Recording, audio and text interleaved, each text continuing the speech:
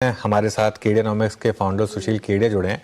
उनसे जानते हैं कि किन शेयरों में इस समय एक्शन दिख सकता है। Sushil ji, good morning. पहले बात इंडेक्स पर हो जाए। काफ़ी वॉलेटिलिटी रही है, एक रेंज में रहे हैं हम पिछले कुछ दिनों में। 23,050 से 23,400 की एक रेंज रही है। बैंक निफ्टी में रेंज और भी बड़ी रही है। इंडेक्स पर करें क्या आप इस समय? इंडेक्स को हम दो हिस्सों में बात करेंगे। एक, मेरे को लगता है बजट के पहले पहले तक निफ्टी की रेंज 23,700 से लेकर 22,700 तक हो सकती है। 22,700 की भविष्यवाणी नहीं, उसकी मानसिक तैयारी है, झटका मार सकता है बाजार। एक बार फिलहाल लग रहा है हम पहले 23,700 की तरफ जा रहे हैं। उसके बाद संभव है कि 22,700 तक भी अगर आ जाएगा, तब भी मैं 27,000 का व्यू त्यागूंगा नहीं। और बैंक निफ्टी में मुझे लगता है जो लो होना था वो हो चुका है। अब बैंक निफ्टी की तरह वापस एक नया लो बनाने की बिल्कुल गुंजाइश नहीं है। और बैंक निफ्टी में तगड़ी मजबूती देखते हुए इमीडिएट टाइम होराइजन में मुझे लगता है 50,500 चले जाएं, और उसके बाद अगर निफ्टी कोई पुराने लो को टच भी करेगा तो शायद बैंक निफ्टी आज के लेवल के नीचे शायद ना जाए। तो ये सेटअप है शॉर्ट रन में। और मीडियम रन में मेरे को लगता है पोस्ट बजट ये निफ्टी 27,000 तक की चाल को उत्पन्न कर सकता है। 25,000 तो कहीं नहीं गया, हो सकता है 25 क्रॉस कर जाएगा, तब हम 27 की बात करेंगे। बट इंडिविजुअल स्टॉक्स में अनुज नोट बरसने की तैयारी है बाजार में। चलिए, इंडिविजुअल स्टॉक्स में नोट बरसने की तैयारी है। आपकी एक बड़ी कॉल रही है वोडाफोन आइडिया की। पिछले कुछ 2 महीनों में मूव अच्छे आए, लेकिन वो कल एक जो न्यूज आई उसके साथ क्या इस मूव का कल्मिनेशन हुआ? यहां पर अब कोई अपडेट हो जाए? देखिए कैसे क्या खेल बनेगा। मैं खबरों पे दांव नहीं लगाना चाहता हूं, मैं भाव पे और चार्ट पे दांव लगाना चाहता हूं। खबरों को तो कैसे भी क्या है ना ट्विस्ट किया जा सकता है। अगर ये चार्ट स्क्रीन पे आ रही है मेरे वोडाफोन आइडिया की, अगर पीसीआर दिखा पा रहे हैं, तो देखिए मैं एक सिंपल सी ये बात कहूंगा। चार्ट के हिसाब से तो हमें 20-21 का भाव बिल्कुल संभव दिखता है। लॉजिकली इसको कैसे देखना चाहिए?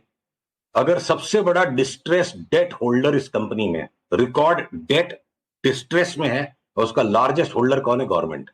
और गवर्नमेंट रिकॉर्ड डेट को, डिस्ट्रेस डेट को रिकॉर्ड इक्विटी में कन्वर्ट करता जा रहा है।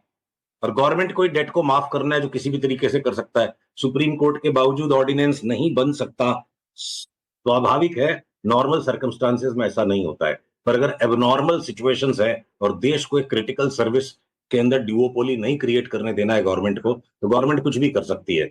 तो संभावनाओं को देखते हुए एक स्टॉप लॉस के साथ यहाँ पे तेजी का दांव लगाना चाहिए। होगा कि नहीं होगा उस पर मैं अनुमान लगाने की बजाय ये काम करूंगा, स्टॉप लॉस लग गया मैं त्याग दूंगा, जब तक वो नहीं लगता है 20-21 का बेट ऑन है। ओके, ये वोडाफोन पे आपके कमेंट्स थे। अच्छा सुशील जी, जो आप बात कर रहे हैं कि पोस्ट बजट 25,000 तक का इनिशियल स्विंग, निफ्टी के उस तेज़ी को कौन स्पॉन्सर करेगा? मतलब आपके प्रेफर्ड निफ्टी में लॉन्ग कैंडिडेट्स जहां पर आप, जिनके आधार पर आप 25,000 का व्यू बना रहे हैं? देखिए आगे पीछे सबका नंबर आएगा एक्सेप्ट आईटी। कुछ भी हो जाए, आप तमंचा भी मेरे सर पर रख दोगे, मैं 2025 में आईटी खरीदने में बहुत हिचकिचाऊंगा। टाइम टू टाइम रिबाउंड आएंगे, आईटी को हम बार बार बेच के ही कमाने की कोशिश करेंगे। उसको छोड़ के अगर आप इमीडिएटली बोलो आजकल में क्या लेना है, तो मैं बोलूंगा जितने भी पब्लिक सेक्टर है ना, कोल इंडिया, ओएनजीसी, एनटीपीसी, ये तो हो गए 3 निफ्टी में। निफ्टी के बाहर भी जितने भी है पीटीसी और पीएफसी, ये सारा पीएसयू आप लेते चले जाओ, सारे डिफेंस के स्टॉक्स लेते चले जाओ, सारे के सारे बैंक, एचडीएफसी बैंक जिसपे हमें बड़ा परहेज रहता है, जिसके ऊपर हमारी बहुत निंदा होती है कि हम 1200 में लेने के इंतजार में, एक बार तो सट्टा करने के लिए एचडीएफसी बैंक भी लेंगे, नया हाई मारेगा ये, उस नए हाई पे हम फिर शॉर्ट करेंगे। आईसीआईसीआई बैंक जिसपे हमारी बहुत निंदा होती है कि इसको लेना नहीं है, और सट्टा करने के लिए तो एक बार आज आईसीआईसीआई बैंक भी आज दोपहर तक बाई आ जाए और ये भी नया हाई मार देगा, जहां हम वापस नए हाई पे इनको शॉर्ट करेंगे। कोटक महिंद्रा बैंक हो सकता है 2050 तक ही जाए। तो ये चाहे इंडसइंड बैंक और एक्सिस बैंक जो बिल्कुल मरी हुई सी चार्ट दिखती है, 20-20% का रिबाउंड उनमें भी आ सकता है। तो इमीडिएट तेजी बैंकों में, मीडियम टर्म तेजी small finance banks, smaller banks में, ये डीसीबी, ये जम्मू एंड कश्मीर बैंक, जिनके सबके भूले बिसरेगी, जिन बैंकों को लोग भूल गए, और ये सारे के सारे पीएसयू बैंक्स, इनको 3 से 6 महीने के लिए लेंगे। और उसके अलावा अगर ये बीपीसीएल एचपीसीएल में वापस 100 रुपए की तेजी बन जाएगी, तो रिलायंस अगर न्यू हाई पे चला जाएगा, इवन बजाज ट्विंस जिसका हमें लगता है 10 साल का साइकिल पूरा हो गया, 20% उनमें भी बढ़ेगा, बात हुई थी 10% बढ़ गया, 10 और बढ़ जाएगा। तो सारांश में मैं एक बात करूं, दुनिया भर के छोटे स्टॉक्स, वो यस बैंक में बाई आ गया, ये वोडाफोन आइडिया में बाई आ गया, जिन स्टॉक्स को मतलब उनकी चार्ट खोलने का मन नहीं करता है, जिनकी बैलेंस शीट पढ़ने का मन नहीं करता है, ऐसे दुखी दुखी स्टॉक्स में भी अगर बड़े चाल आने वाले, तो 2025 का साल मार्केट में बड़ी यूफोरिया का साल हो सकता है।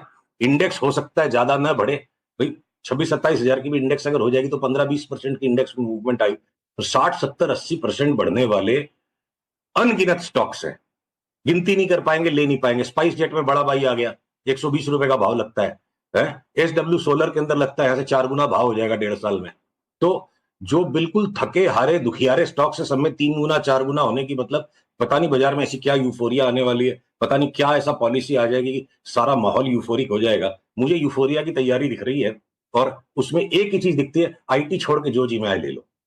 ओके, मीनवाइल निफ्टी ऑलमोस्ट वीरू अब देखिए 200 पॉइंट नीचे ट्रेड कर रहा है, और अब हम वापस कहाँ हमने हायर एंड टेस्ट किया और लोअर एंड दोनों एक ही दिन में टेस्ट कर रहे हैं हम। हायर एंड और लोअर एंड इसी रेंज का एक साथ दोनों दिन में टेस्ट होता हुआ। बिल्कुल कंप्लीट कोलैप्स है आज, और बिल्कुल हम डे लो की ट्रजेक्टरी में आते हुए तो अनुज हम 10 डे में भी पार नहीं कर पा रहे हैं। ये जनाब बड़े अच्छे तरीके से बैठे हैं, 3.25 लाख कॉन्ट्रैक्ट शॉर्ट यूं ही नहीं हुई रखे उन्होंने, है अनुज? बिल्कुल बिल्कुल, पर दिक्कत तो है मार्केट में।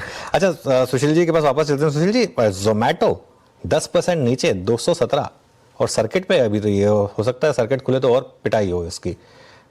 इस पर कोई ट्रेड बन रहा है? चलिए आपके सामने जोमेटो की चार्ट को खोलते हैं, पीछे इस चार्ट को आप दिखा सको तो सामने ही हम ऑन द स्पॉट एनालिसिस करते हैं। जी भी जोमेटो के अंदर में कोई बाई का ट्रेड नहीं बनता। देखिए मल्टीपल सपोर्ट्स के जोन को यहाँ से तोड़ दिया था, फिर रिबाउंड देने के बाद अब वापस नीचे का मोमेंटम ही गैदर कर रहा है। आप ये डाउनवर्ड स्लोपिंग लाइन को 230 का स्टॉप, कैश की चार्ट है, फ्यूचर्स भी खोल के देख लेंगे इक्विवेलेंट लेवल पे 230 के स्टॉप लॉस के साथ, इसमें शॉर्ट पे ही बने रहिए। तो लगता है कि एक बार तो 180 160 तक आने की जगह है, फिर सोचेंगे क्या करना है।